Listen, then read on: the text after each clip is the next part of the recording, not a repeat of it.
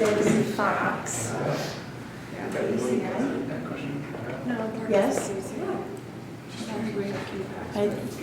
My name is John Adams. I'm the Strategic Projects Administrator for the City of Missoula. I'm the co-lead of the Federal Building Project with Mel Fisher, Strategic Projects Administrator for Missoula County. We also have other folks here today. We've got CAO of the City and the County, Dale Dickel and Chris Lonsbury, Mayor John Engen, and Paul Filicetti, who is a historic preservation architect and project manager for the Federal Building Project. So the real event today is at noon, but we wanted to enable you to ground that story with visuals and to get a sense of the building yourselves so that you can share with the public what we've received from the federal government here. What we received has great potential, but you'll notice it's a little obscured by obsolete systems and outdated finishes. And, I don't think anything's been changed since the Bush administration, and I do mean the Herbert Walker Bush administration. So we're just going to walk. We're going to take a tour and just kind of take a chat as we walk through the building. We don't have time to see 120,000 square feet of building, so we're trying to hit some representative things. The first, second, and third floors are all nearly identical in their layout until we get to the oldest part of the building, where we'll set up the new event in the old courtroom. So Paul is going to highlight some things as we go along, and you're welcome to chat with staff or the mayor to answer any questions, including myself. If you need an elevator to get up and down the stairs, because we're going to be going up and down, please ask a staff member to accompany you, because you'll see the kind of condition of the building where elevators don't have any emergency notification system inside them, so you'll want someone with you in case you need company or something like that. So, Paul, would you like to say any introductory remarks about the building? Sure. So, thank you all for being here today. There are 5 phases of construction in this building, starting in 1913 and ending in the 1950s. We're in the 1938 portion of the building right now, and we're going to circulate through all those periods of construction as we kind of go on our tour today. It is an Italian Renaissance Revival style building. And on the exterior, we were standing outside and pointing out the horizontal lines and the windows and flat roof. Here in this space, which is an example of that architecture as well, are these large arch openings. Other than that, that's about it. This is, as we think about this space, or this building as a whole, there are a lot of historic spaces left. I'm going to try to show you or feature some of those today, but the best of what's left. Any questions? Okay, then I'm going to start by taking us up to the third floor just to see a representative section of the building. It's got to give you into the courtyard of the man, etc. Just start there, and then we're going to work our way around the building.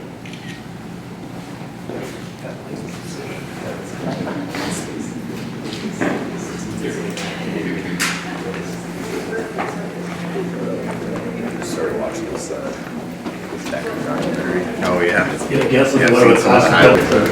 It's almost all solid. I mean, it's like. So as you look, we're in there's a courtyard. So we're looking east through these windows, south through there.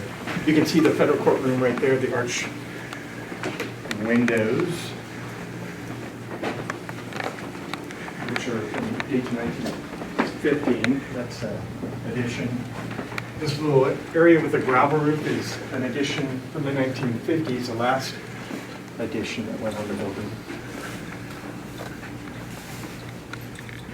We'll see this later, but just to point it out, all the interior finishes in the courtyard are brick versus all the stone finishes that face the street. So we'll talk about that in a better example as we go through. Well, Carrie asked about ceilings, these drop ceilings the last time we were here. Remind me what you said? The ceilings are pretty low. They vary on each floor. While the floors are all the same, just by the nature of construction, the ceiling heights vary. So here we have a little bit over a 9-foot ceiling. Some areas it'll be a 9-foot, and in some areas it'll be a 12 higher ceilings, as we'll see in other areas of the building too. Right now we're on a wood floor. You guys are all standing. This is a terrazzo floor out here. And we'll see examples of that too. But if you walk around, you can hear the floor creaking. Do you want to mention the columns, Paul? And then also, did we want to show the seismic? Yeah, so there is a column grid. That's what all these posts are. While the columns might be larger, built out because we're accommodating all the electrical, you can see in each one of these. The intent in the future is to pull these finishes off and then tighten them up so we gain more square footage, floor square footage. Same with these heaters on the walls, take these out. So we, again, add square footage to the space and move those systems into more discrete locations. We go through this room over here. You'll see on this wall, we've done some brick crusting for structural upgrades in the building. For structural upgrades, so this is an example of what they're doing for the materials testing for brick. And this is for structural upgrades, seismic upgrades in the building. So they removed the finishes and did a pressure test on the brick. And those are scattered throughout the building. That just happens to be one location. All right, let's keep wandering. Is there something you guys need to stop and see a little bit more of? Let us know.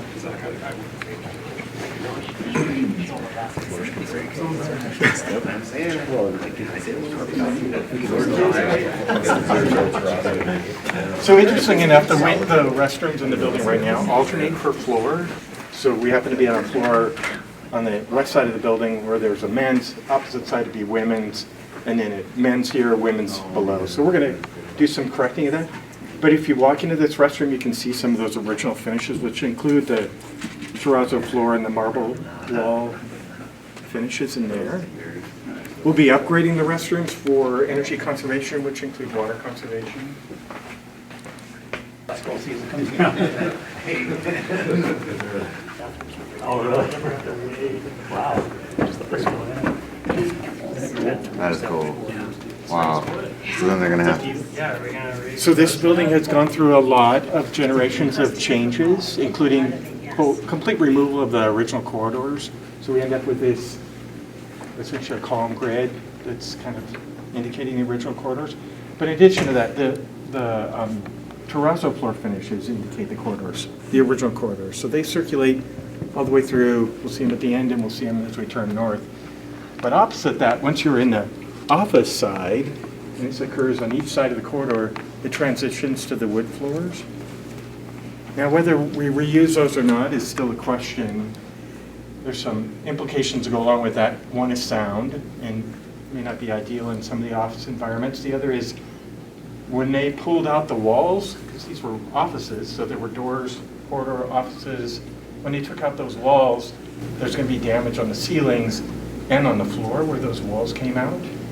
So we'll have to address that if we decide to expose those new floors.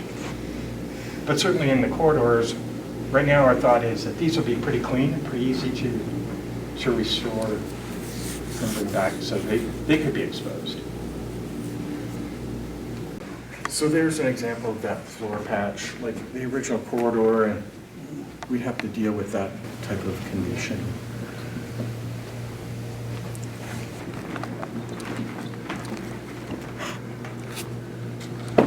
That one's not great. Part of the header. So when we talk about infrastructure improvements to the building, you can see the miles of phone cabling that's in this closet. That'll all be removed as, it's just updated services by today's technology for both the city and the county. While the building has data throughout the building, it's like an antiquated data system that it's no use to the city or the county. So that would be replaced. Same with the mechanical systems. So when we think about mechanical, electrical systems for a modern building, those are all going to be upgraded. But some things that we can look at and say, okay, there's some value in this are the windows. All those windows have been restored or replaced in the 90s, so they're in really good condition. And so those will be kept. One of the other things that you can see easily in this wing of the building is how it lacks depth. And you've basically got a corridor and then you've got 20 feet of office space. And that is awesome for lighting spaces for people. We'll have a lot of natural light. A lot of people will be able to see outside or have natural light in.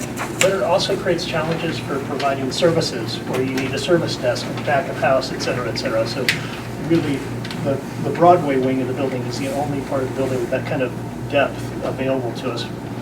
The Forest Service wing, as I think of it anyway, the oldest wing, is just a lot narrower. It's going to be great for back of house staff, but less good for public services. So the public services will be naturally occur on the Broadway side.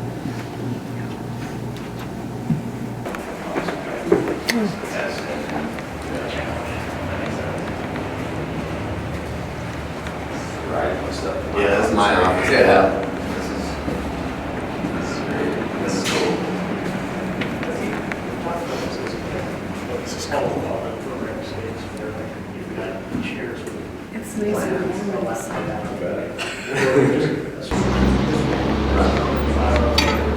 Not exactly.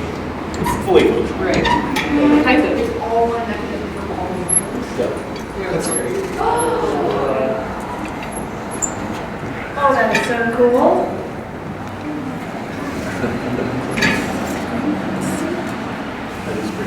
Yeah, that's awesome. This is a part of the 1938 edition. So if we look this way, you can see the original building, which was the post office and federal courthouse. And you can see the stone finishes. And then this way, it's all brick. So they use the stone finishes on the street facing facade and the brick finishes elsewhere. So this is 1938. This building here is 1915 and 1913. We're in the greenhouse, which currently, when we think about developing spaces for city and county use, we call programming, which means we identify a function for those spaces. Right now, this is kind of an unprogrammed space, meaning there's no programmed function. There's no specific function within the space. So in the end, this might just be a common space within the building that people have access to. When we think about other things, improvements in the building, you can see there's a fire sprinkler system. There's another advantage in the building that does exist. This building, which is the oldest portion of the building, and the post office is the only tenant in here now, does not have a wheelchair accessible elevator. We walked by 2 elevators, one in the entry we came in, and one just up here by this stairwell. But this portion of the building doesn't have a wheelchair accessible elevator. So in terms of handicapped access into this part of the building, that's not available. So that would be a significant improvement we'd be looking to make in the infrastructure of this, of the 1913-1915 version of the building, which is the federal court in courtroom. Because this glass ceiling, you can imagine the space is hot in the summertime and cold in the wintertime, which it is. And then they've added carpet. I suspect, I haven't seen it myself, but I suspect the ceiling leaks. So that's why there's floor drains. So whatever we do in here is going to have to take that into account. Any questions? Okay. Okay, it's not going to take a go, so we're going to go back down. And we're going to go into the main part of the old building right above the post office lobby and to the courtroom.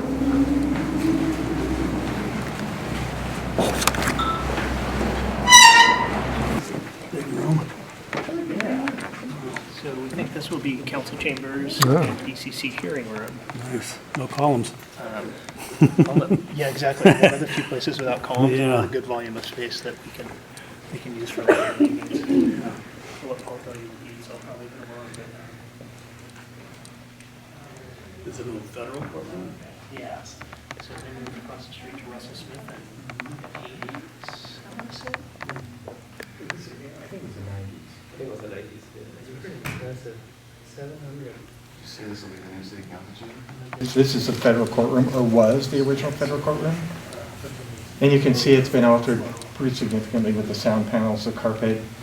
Here, in this corridor, it's marble floor finishes. I don't know what this floor is, only because it's been covered by some more modern materials. So what's underneath there, I haven't discovered that yet. And same can be said about the ceiling. The acoustic ceiling tiles on the ceiling, we don't know. Certainly there's plaster up there, but we don't know the condition of plaster or if there's any decorative finishes up there or behind these wall finishes. Do you want to talk about this room? Okay, that's all right, that's fine. What else? The doors are worth mentioning because you get a double set of doors, the leather. Certainly it seems like these were installed for sound to the room. So you get a double set, the leather interior and the oak doors on the exterior. The wainscoting, if you really look at the wainscoting, you'll see that it's been altered over the years. There's different types of wainscoting on the walls. The most original is here on the west wall where you see the detail where presumably the judge's bench was. So those will be some of the things we suss out as we kind of go through, including finding out what's behind these acoustical panels. That's what Paul was asking me to answer. Paul, were you asking me to identify our tentative plan for this? So tentatively, we are still doing planning and still don't know really where anything or everything will be.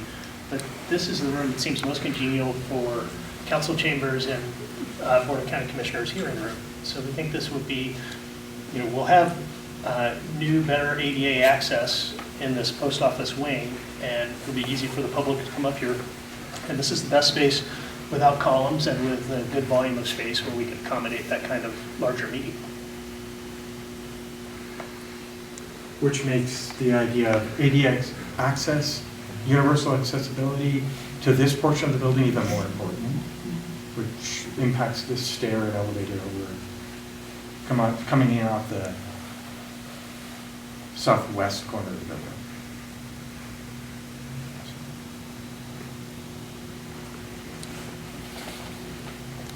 Right, now's your time for questions if you have any questions.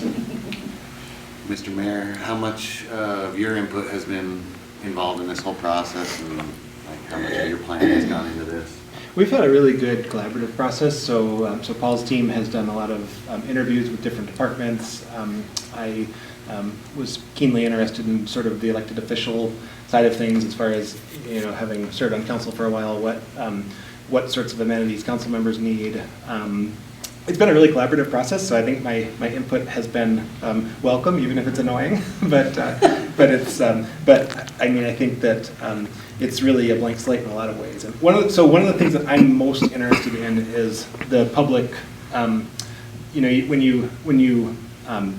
When you walk in, how are you greeted? What's the reception area look like? What services are available? And that's the area where I've been probably the most interested in being involved. We toured a bunch of city staff. We're up in Whitefish for a meeting. We toured their city hall, which has some really great reception areas and service counters, and the opportunity to have public functions that are before a security screening, and then have other functions more in the back of the house. So that's where I guess that's probably where I'm most interested. And you're confident that this is the most cost-efficient plan for the taxpayers? Oh, absolutely. Compared to like demolishing? Yeah, we looked at 4 options. We looked at this building. We looked at renovating City Hall. We looked at demolishing City Hall and rebuilding on site, and we looked at leasing private space downtown. And this was by far the cheapest option. In some ways by a factor of 2 or 3. Rebuilding on the City Hall building is at the end of its life. The mechanical systems are failing, and this building.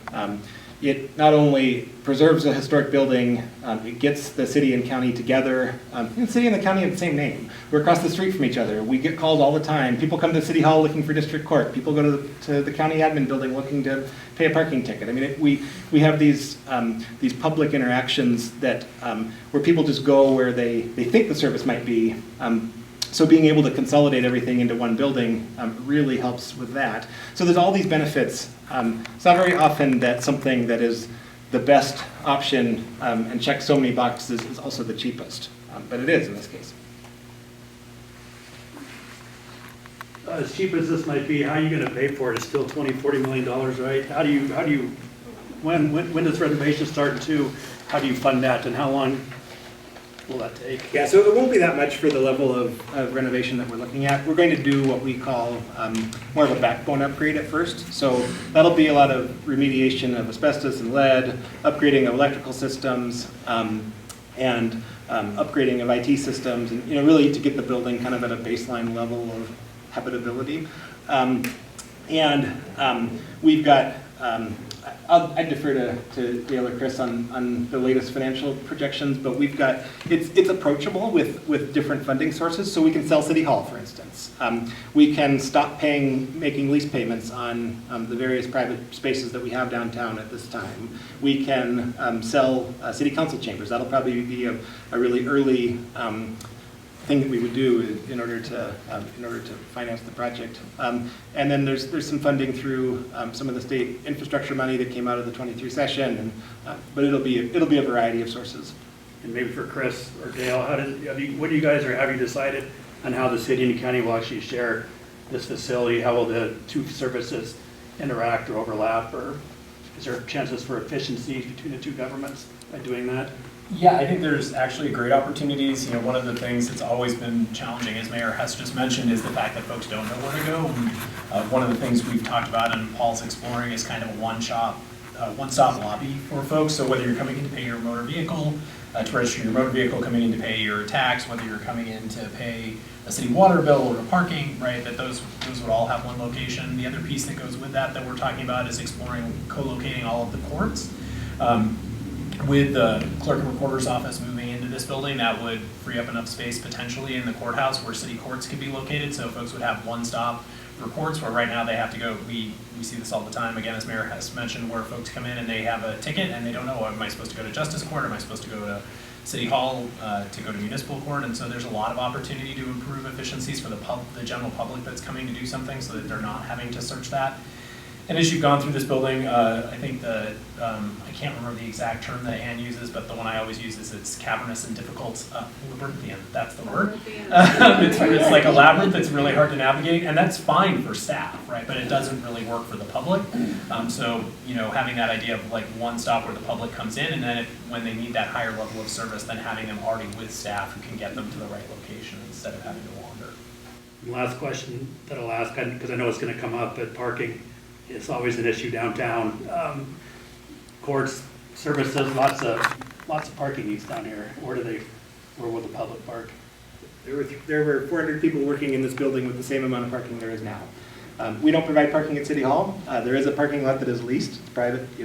It's separate from City Hall, and those spaces are leased. And so there will continue to be options like that. But it's downtown we have this parking ecosystem, and we manage it as a whole. And the Parking Commission will continue to do that. One thing that we do need to figure out is the short-term visitor parking. So you're coming in to get a fence permit. You should be able to easily park and come in. So making sure that there's plenty of short-term spaces for people to come in and access. But then we encourage employees to bike or walk or take transit or carpool, or to save a little money and park on the periphery of downtown. All right, welcome everyone. Thanks so much for coming on this somewhat dreary fall day. It's great to see such a turnout in this beautiful downtown building in celebration of our local government and of our downtown. Really glad to have all of you here today. So when the city and county acquired this building on December 5th of last year, or this year I guess, one of the conditions under the conditions under the terms by which we received this building were that we care for it in perpetuity. This is this beautiful historic building that is an anchor in our downtown, and it is well built and it is amazing. They don't build buildings like this anymore. This building will last as long as we take care of it. And take care of it is exactly what we're going to do, because Missoula is a community that takes care of one another. We're a community that cares about people and about place, and we manifest that in a variety of ways all the time, day in and day out. So what we committed to do as your local government was take care of this building in perpetuity. And that is something that isn't necessarily the easiest path forward. The federal building is it's a gem, but it's going to require a lot of work. It's going to require a lot of logistics, a lot of planning, a lot of coordinating between local governments in order to make this vision a reality. It's not the easiest path forward. It turns out it is the best path forward, though. When we looked at the various options, we looked at rebuilding at City Hall. We looked at renovating City Hall. We looked at leasing space downtown for local government. And we looked at moving into the Missoula Federal Building. And out of all of those options, the moving into the Federal Building preserved this historic building, which surely would have been torn down if we weren't occupying it. It is the cheapest option. It keeps several hundred local government employees in downtown Missoula, and it again carries on the legacy of this building into the future.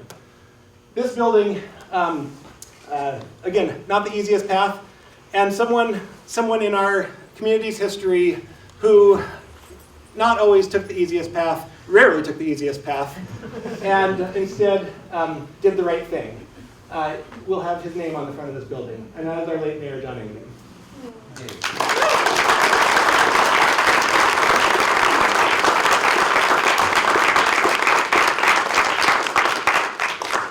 John, as you all know, and here he is from across the street with us in the background, Mayor Engen. John cared so deeply about this town. He gave his entire life to this town at great personal sacrifice, and we are all better because of it. When in the last few weeks of John's life, I had the pleasure of visiting him, and he was at St. Patrick Hospital, and it was the most beautiful sunset on that August evening that I can ever recall in Missoula history. And I remember thinking, looking out over this community, at all of these places where Mayor Engen had his fingerprints on our town. All of the ways in which he made our community a better place, all of the ways in which he lifted up and celebrated our community. And I knew in that moment that we were losing our friend, but our community would always have a friend in John Engen through the legacy that he left us. He touched so many lives. He made so many lives better. He made so many projects come into fruition, and he really shaped what our community is and what it will be for decades to come.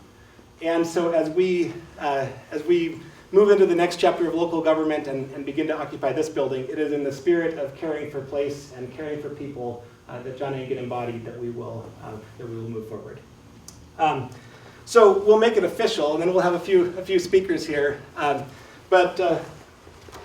Whereas John Engen served the community of Missoula as its 50th mayor from January 2006 until August 2022 with unwavering dedication. And whereas Mayor Engen lived in Missoula his entire life and loved Missoula and its people and its dogs with his entire spirit and being. And whereas Mayor Engen led Missoula through a years-long effort to gain ownership of its water system and collaborated with Missoula County leaders to shepherd Missoula through the COVID-19 pandemic. And many of his projects and initiatives will continue to shape Missoula for better for decades to come. And whereas Mayor Engen believed deeply that all Missoula residents should have opportunities to thrive by making happy and safe lives for themselves and their families, doing meaningful work, and following their dreams. And whereas Mayor Engen understood that a thriving downtown benefits the entire community. And whereas easy-to-access city and county services were a cornerstone of Mayor Engen's public service ethic. And whereas Mayor Engen believed that a strong and collaborative relationship between the leaders of Missoula County and the city of Missoula is of great public benefit. And whereas Mayor Engen and the Board of County Commissioners saw the value, utility, and beauty of revitalizing the historic Federal Building and worked for a decade to save and repurpose it for public use. And whereas Mayor Engen was grateful for the equally persistent efforts of his friend and colleague, Senator John Tester, in the transfer of the building to Missoula local governments. Now, therefore, be it resolved that we, Missoula Mayor Jordan Hess, and Missoula County Commissioners Josh Slotnick, Juanita Barrow, and David Strohmeyer, hereby do proclaim that the name of the Missoula Federal Building shall from this day forward be the John Engen Local Government Building.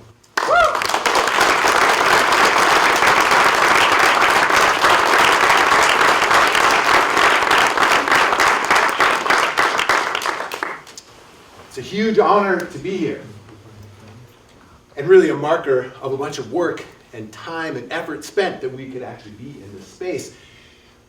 I checked in with Allison moments ago to make sure we thank all the right people that got us here. All the city staff and county staff that did tons of work, but she also wanted to make sure that we thank the GSA as well. I thought, man, the Girl Scouts are just involved in everything. I wanted to lead with that because we're thinking about John Engen. For a lot of folks, me included, one of the first things we think about is that he was so funny. And if he was standing here, he would have opened with a joke better than that one. Because I got to work side by side with him, as most of you all did too. When I'm thinking about him, it isn't his incredible timing and sort of comedic timing and sense of humor that comes to mind right away, but it's his irrepressible will. He could get things done and was not at all spooked by complexity and could basically swim in ambiguity and be comfortable.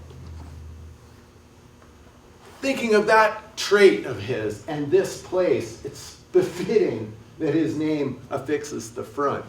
Because right now this is complex and ambiguous on how we're going to get from where it is now to where it will be. In all that complexity and ambiguity, John was always unshakable. And it wasn't because he had an overgrown sense of self-confidence. I believe his sense of security came from his faith in all of us. He believed that if we worked together, we would have the wherewithal to navigate complexity and ambiguity and uncertain funding situations and whatever all else would come our way, and we would end up with things like a municipally owned water system, or a reformed local government, or a park system that's the envy of anyone everywhere. So with all of that, it makes tons of sense that his name is on the front of this. I'm going to let it go right there. We have a list of speakers that can add to this. Yeah. And to talk about John's commitment to downtown, we have Linda McCarthy from the Missoula Downtown Partnership. Thanks.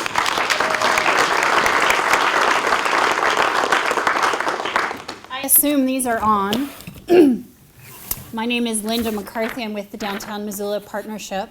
I've been there going on 25 years. This is my first visit in the building. I'm very excited to be here today.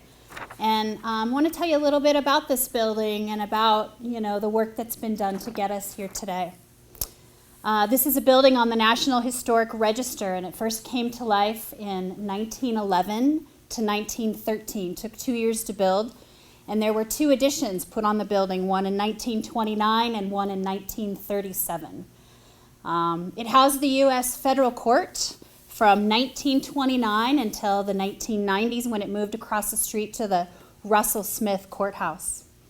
It housed the U.S. Forest Service, which had nearly 700 employees in this building up until 2013.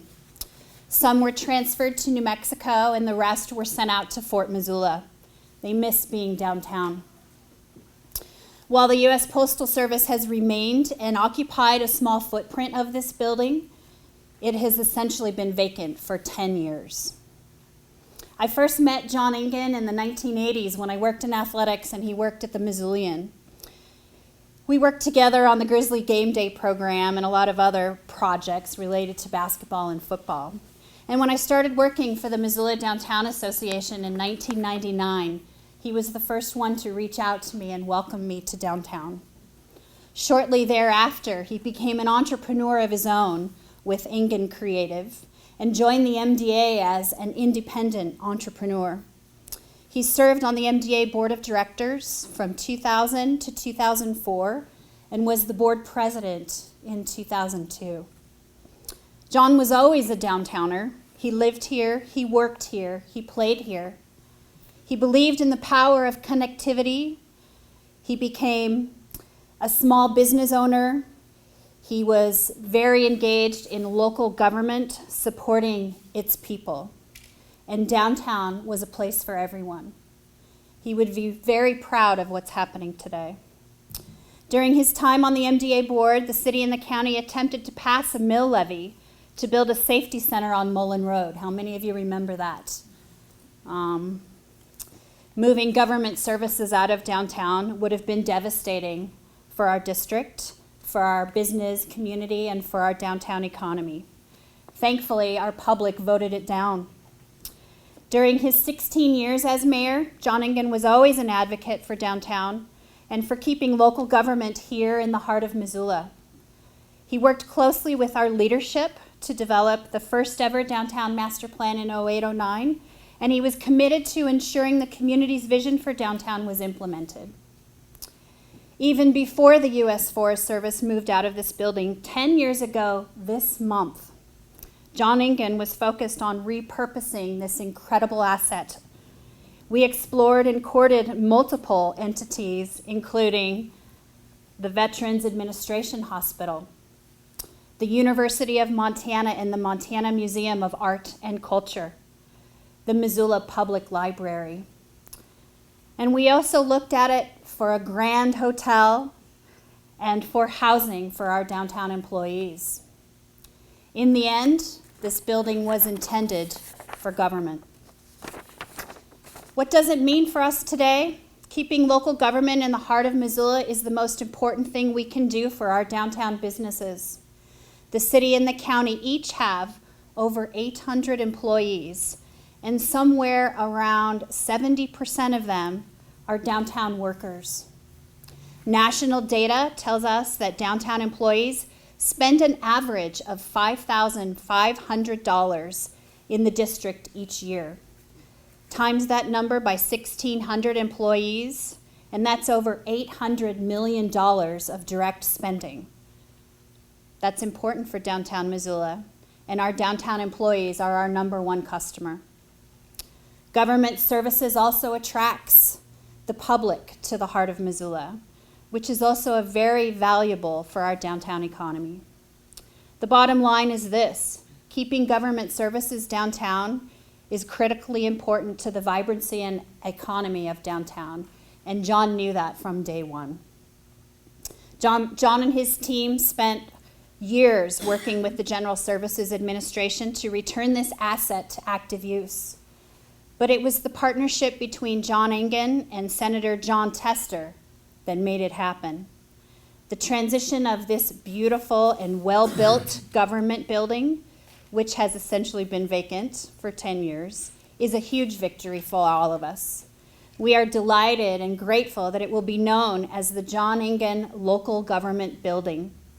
I am certain he is celebrating with us today, and his contributions will forever be rooted in this extraordinary place that now bears his name. Thank you for being with us today.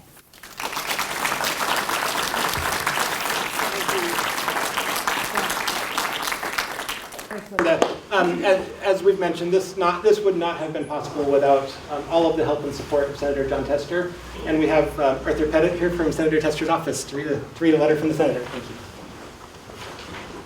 Hi, I'm Arthur. I'm a field rep for Senator Tester based out of Missoula. The Senator considered Mayor Engen a personal friend and was happy to work with him on this project and a lot of other stuff over the years. And the Senator asked me to share a few thoughts on his behalf. Hello, this is Senator John Tester. While I'm sorry I can't be with you in person, I'm grateful for the opportunity to share a few words about my dear friend, John Engen. I want to start by thanking everyone who played a part in the rededication of this building to honor John's legacy. Engen was elected mayor the same year I was elected to the U.S. Senate, and we were friends ever since. Now, I don't have to tell any of you that John was a truly great man, a loyal friend, and a larger-than-life mayor for the city of Missoula. He used wit, humor, and determination to bring people together and make the community a better place. And, if we're being honest, he could be a total pain in the neck if he needed to be. Above all, John was a fierce protector and advocate for this city, and he didn't suffer fools. He loved Missoula and those that called it home deeply. He was a support system and mentor to so many. I don't know where he got all of his energy, but after a long, hard day at the office, he would often take someone to dinner who needed some guidance or just a pick-me-up. John did this for people he barely knew and never talked about it. To paraphrase a saying my colleague, Reverend Raphael Warnock, recently reminded me of, that I think sums up Mayor Engen perfectly, he planted a tree in whose shade he would never sit. This was never about John, it was always for others. So it's fitting and a bit ironic that John's legacy will be permanently enshrined in the bricks of the building that will now bear his name. My staff and I can tell you that you could set your watch to an incoming call from Mayor Engen to trade notes on how the progress was, or often was not going, on getting this building transferred and repurposed to better serve this community. He knew how to get people to move and how to make government actually work for the people it represents. Mayor Engen is deeply missed, and I wish he was here to smile and crack a joke at our expense. Thank you for being here to honor his legacy today, and thank you for letting me speak.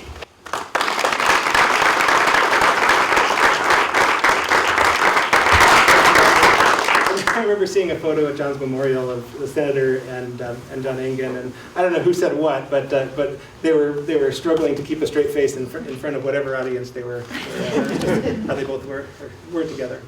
I'd like to invite Lucy Bigley, John's a dear friend of mine and John's partner, up to give some remarks. Lucy.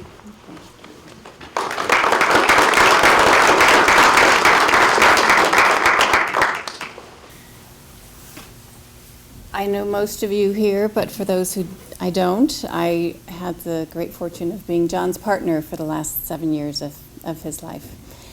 And I was talking to my neighbor yesterday, and I was telling her that this was going on. And sorry, Jen, I forgot that it was embargoed. But she was saying, John was such a humble guy. How do you think he would feel about this building being named after him? And my response was, yes, he was a humble guy, but I think he would be so honored to have this building be named in his honor because it's local government. And he loved Missoula, he loved the people of Missoula, and he loved serving the people of Missoula, most of them at least. And John woke up every morning with the thought of, how can I improve someone's life today? How can I make someone's life just a little bit better? And forgive me for those of you who have heard this story, but an example of this, because no job was too big or too small for John, an example of this is when his friend's mother, Joy Berry, who was 85 years old, Joy Berry called John and said, John, is there someone at the city who could remove a dead skunk from in front of my house? And John said, yes, Joy, there is. And he showed up half an hour later to remove a dead skunk in front of Joy's house, because that was the kind of guy he was. Public service was his life and his calling. On the back of John's headstone is a quote from him that I'm going to read. John was very quotable, but not everything he said was appropriate for the back. But this I feel was. At the end of my life, if I can look back, I will have taken some pride in the shiny and the cool and the new, but I will care more about the folks who suffered less or not at all because we were able to work together.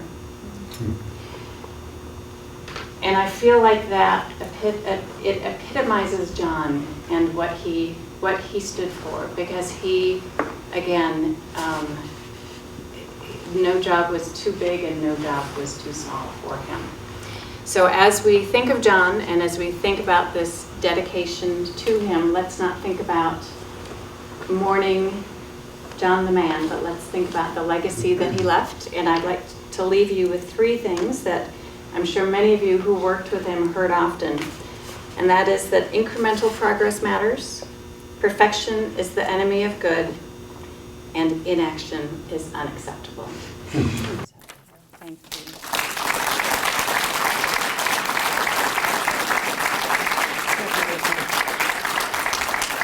If I can get the commissioners to join me, we'll make it official.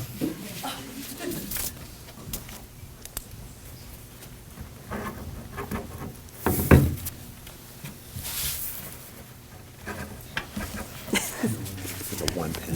We only have one pen We're between keeping the costs four down. of us. Keeping costs down.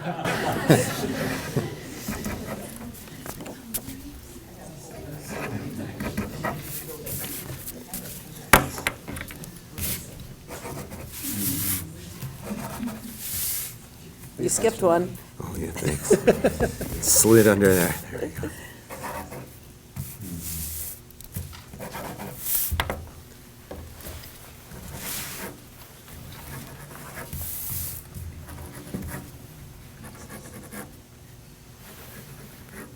Can you toss me my phone too, please? Got more letters in my name than you guys do. Just put an S at the end, Dave.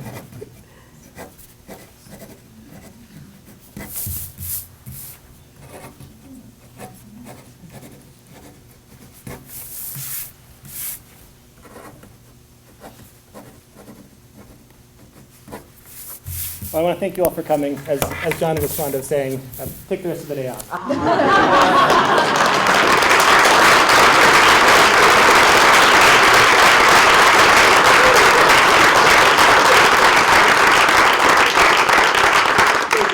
Mayor and Commissioners, could we get a huge Yes. group photo? Yeah, That is in order. Absolutely, yeah. Trying not to see their intention. Oh, I see. All right, what do you? want to hop in there? Yes, I do. Get on in there. All right. All right. Everybody ready? Yes. Do we look okay? Eyes open? 3, 2, 1, cheese. Cheese. Come on, people. One more. Or John. Cheese again. Cheese. All right. Thanks, everybody. You might want to send that to, I think we're good.